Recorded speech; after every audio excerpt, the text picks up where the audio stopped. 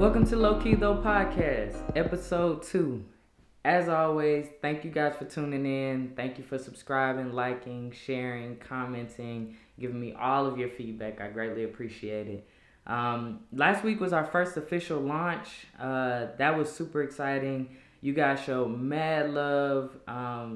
We got a good amount of subscribers, a good amount of views. I had over 100 views in the first 3 hours, so that was super exciting, especially for my first official episode, and I don't even have 100 subscribers, so it was exciting to just see those numbers rise. So thank you guys so much for what you have, the love that you've shown me.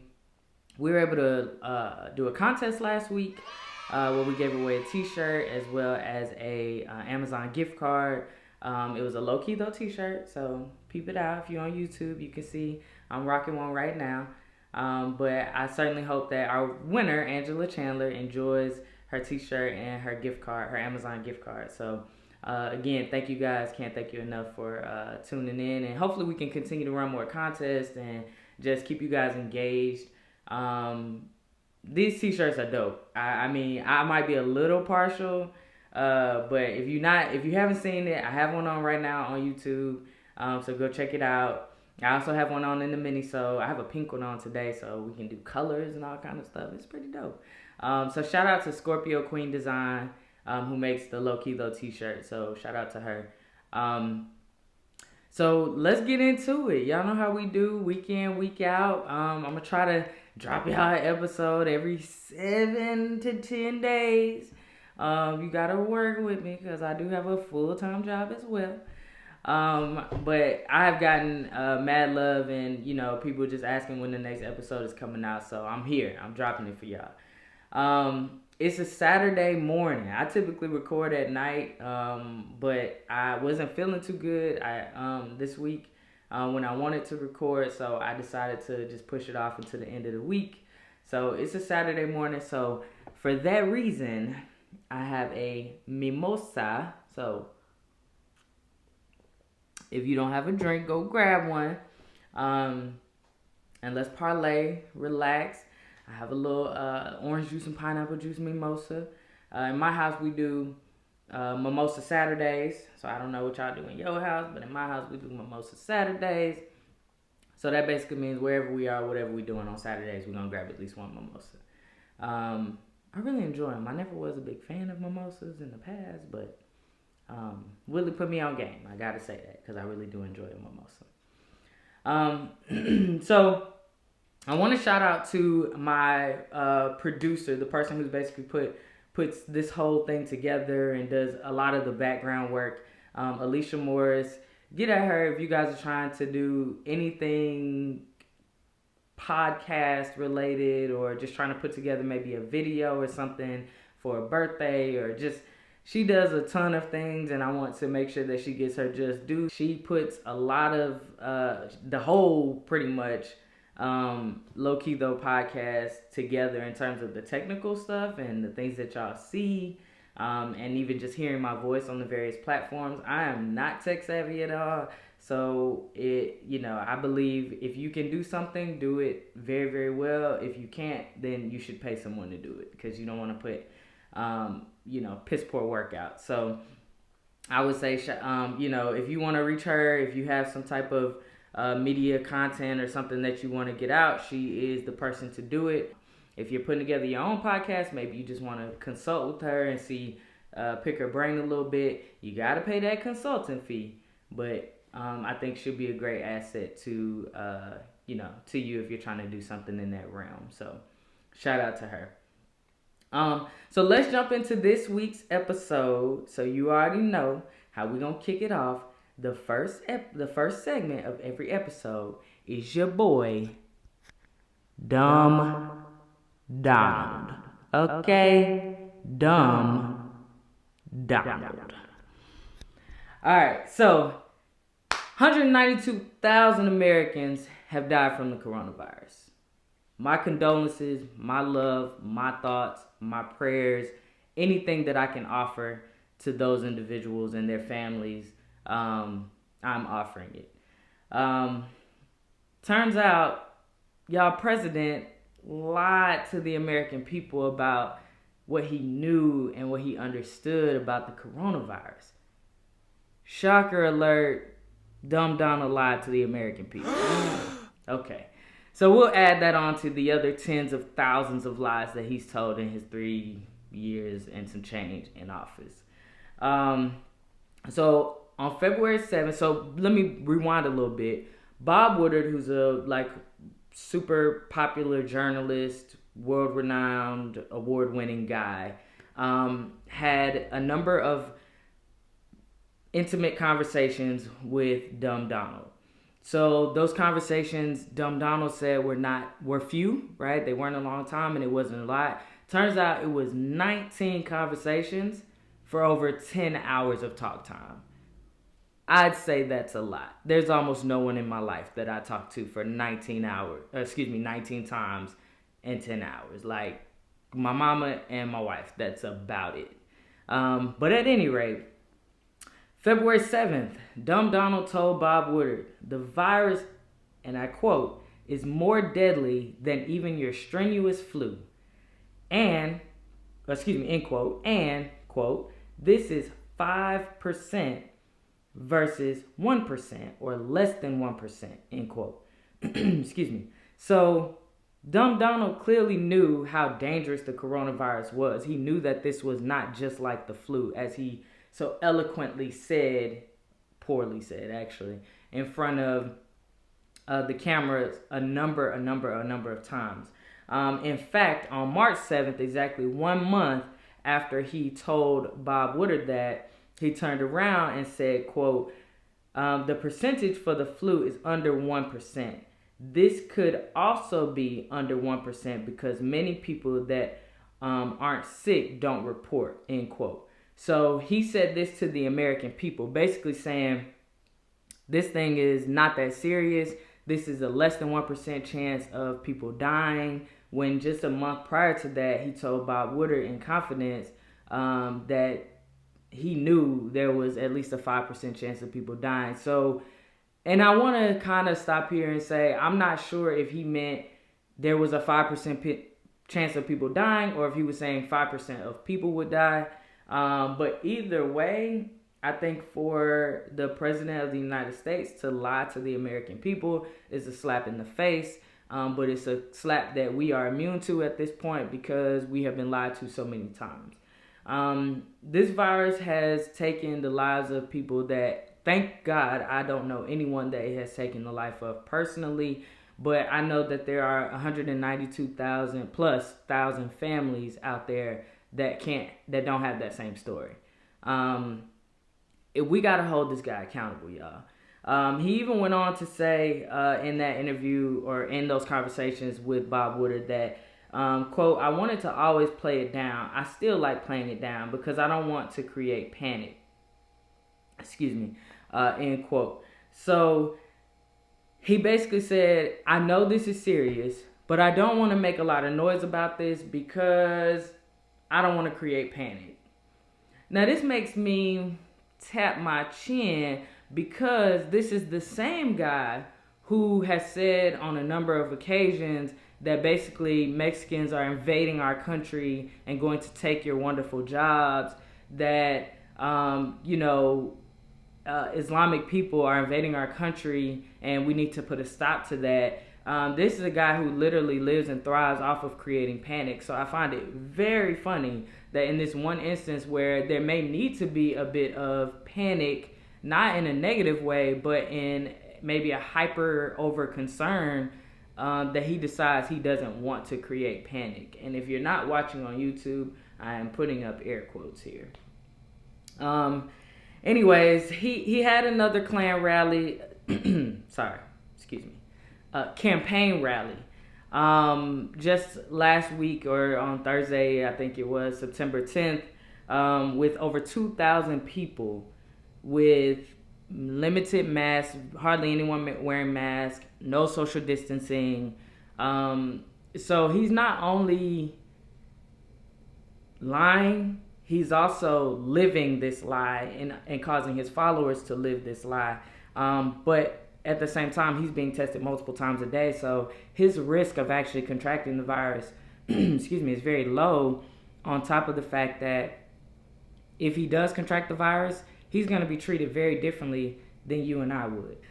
So this is a guy who not only is lying to the American people, he's also living this lie in essence, because he's having these rallies, he's having these crowded events where there's limited mask and no social distancing, but he is a significant distance away from those people that are not wearing masks, and he's being tested multiple times per day, and anyone that comes near him has to be tested before they can even get near him. So he's not living the same experience that the people who are choosing to attend those Klan rallies.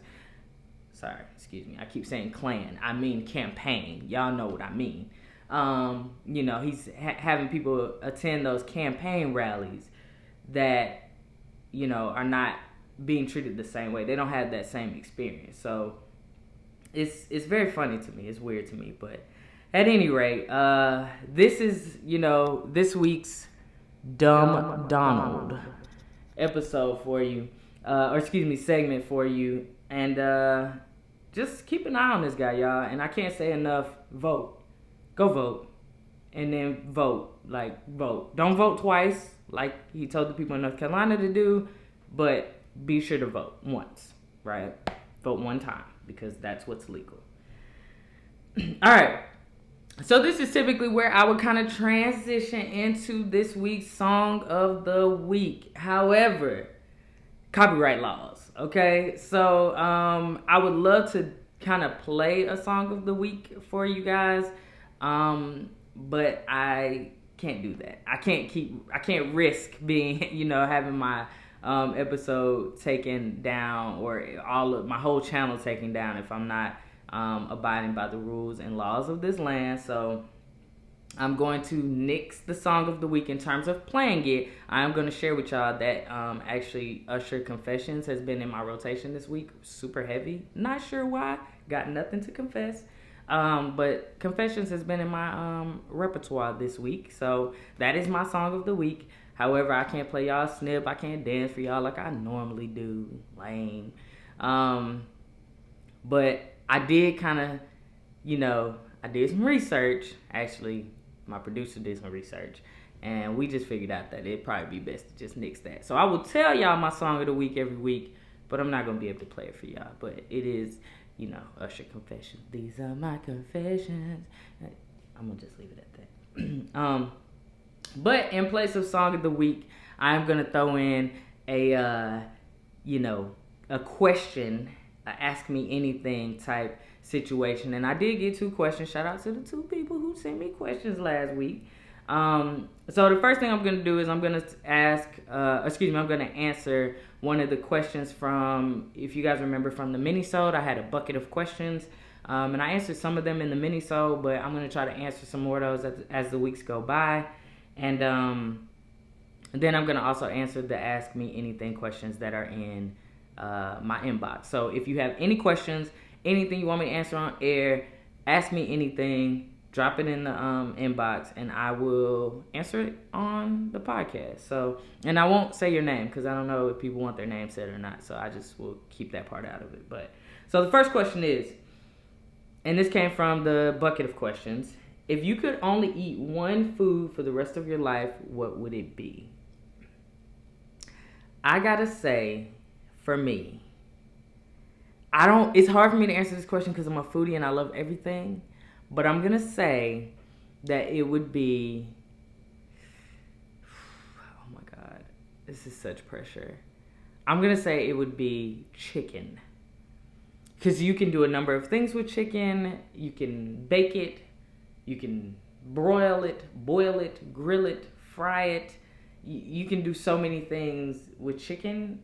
Just cook it all the way is all I ask. So I'm going to say it would be chicken. Now, what you pair it with, I don't know. I don't really care. I love vegetables, but chicken for sure. I rocks with chicken heavy. All right, so one of the questions that I received in my inbox was, what made you start going to therapy? So super duper good question. I appreciate you asking. And I started going to therapy because I had started feeling like I didn't have any outlets. I am not a super private person, just being honest. I don't mind sharing with people, probably overshare at times, but I felt like I didn't have an outlet for those things that I didn't want to share with the world, right? So, Facebook is almost kind of my diary. I don't know if that's a good thing or a bad thing, but there are some things that I don't even tell Facebook. So, I started going to therapy just to have that outlet and be able to, you know, talk to somebody who would be unbiased but honest and actually help me. Because a lot of times when you talk to your friends about situations, they kind of sometimes they'll take your side, sometimes they won't if you got good people in your life, but they don't always know how to help. So I figured it would behoove me to speak to somebody who could probably help. So that's what made me start going to therapy, and that was in 2015. And it's now 2020, so I'm 5 years in. I'm super proud of it, and I'm super happy about it, and I will never probably stop going to therapy for the rest of my life. I mean, that's just me. The second question I received, should I be scared to date during COVID-19? This question I think is interesting because, first of all, I'm married and I haven't dated people outside of Whitley in 3 years we've been married. Almost 5 years we've been together. So, yeah. But I would say, I don't know about scared. I would probably want to know what you're scared of. If you're talking about like physically being around multiple people, I would say maybe not scared, but cautious. Just be cautious about who you're being around, and maybe do some online dates, some Zoom dates at first, and you guys both get tested and then get your test results back and be open about sharing those, and then maybe go on a physical date with someone. I know there's not a lot of stuff that's even safe to do right now, like going to the movies. I don't feel like that's safe to do. Going out to eat is okay, I guess. You probably want to try to sit in the open area or, you know, outside.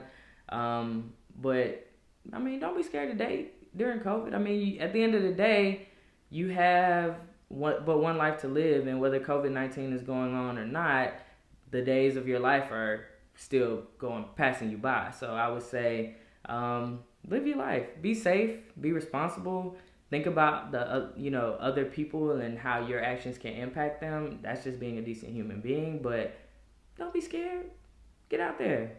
Date. You might find the love of your life during COVID, and post COVID, y'all might have a whole wedding. So, don't be scared. Get out there. Date. Do your thing. Cheers to that. So any questions that y'all have, ask me anything.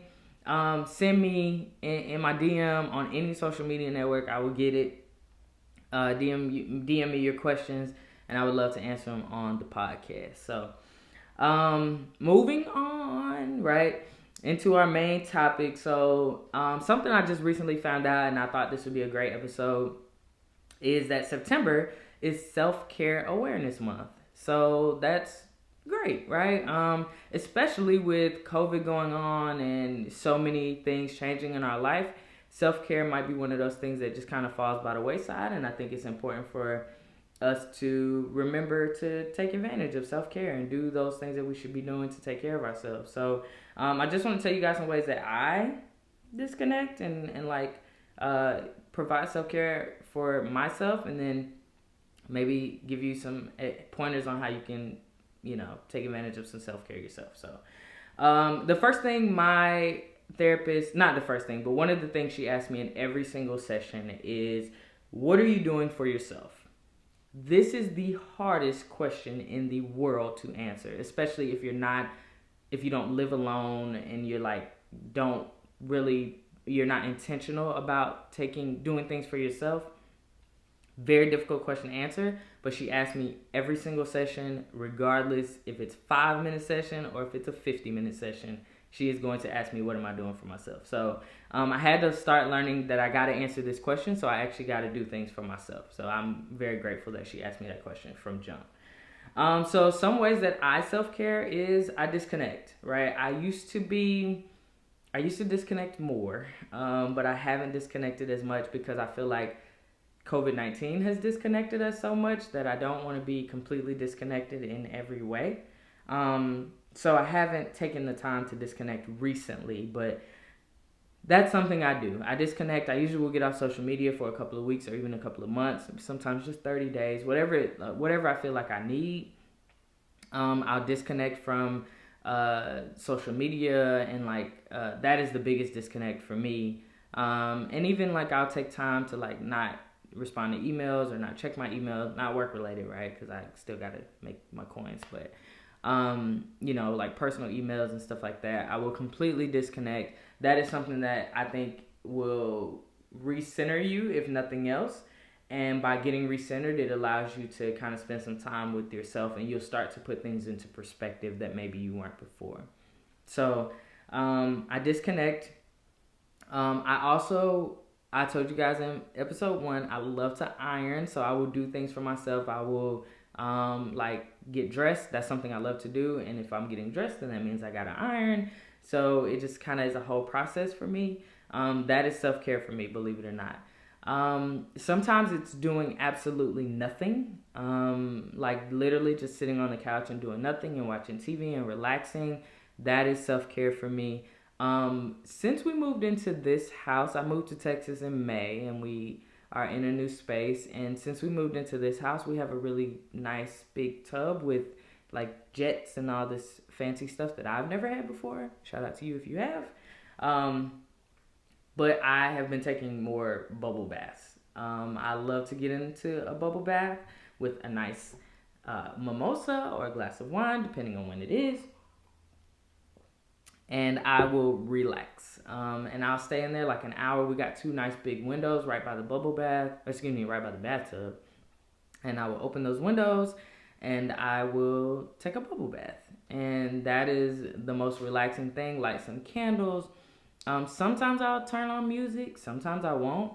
Sometimes I will just, I'll bring my phone and I'll watch a TV show or something on my phone. But that is super relaxing, and it's very refreshing. I always feel more refreshed and more relaxed when I get out of a bubble bath.